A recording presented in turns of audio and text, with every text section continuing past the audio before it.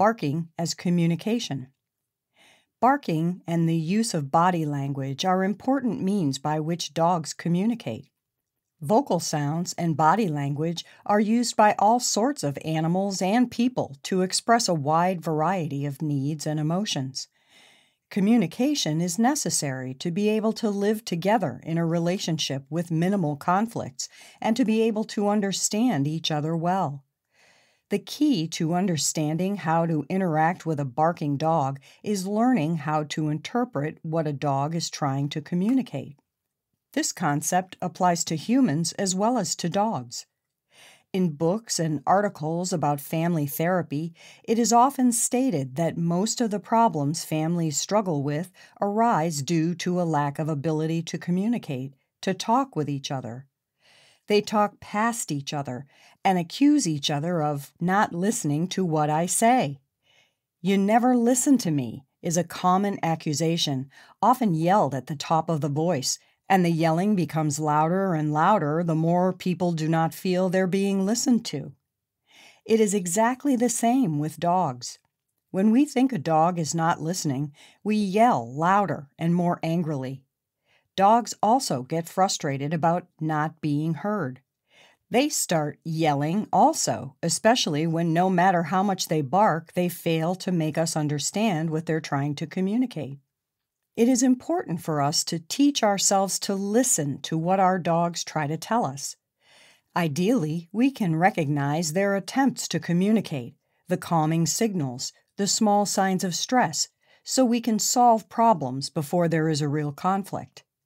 We need to pick up on the communication as early as possible, or if conflict has occurred and we already feel we have a problem, to start listening more intently to what the dog is actually telling us.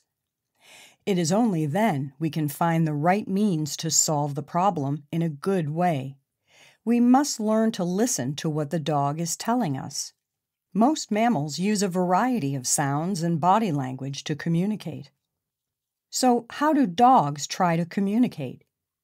Dogs have many different ways of expressing themselves beyond barking. Most, but not all, dogs communicate in a similar manner, and these expressions can usually be easily recognized by other dogs. Some forms of communication are easy for people to understand, but some unique expressions are harder for people to comprehend without taking the time to learn about them. Dogs communicate in many ways, including distance-creating signals used to keep someone away or increase the distance from another individual. Examples are showing teeth, lunging forward, snapping, biting, growling, and barking. Calming signals used to express politeness, solve conflicts, or to show friendliness. Body language that expresses fear or defense.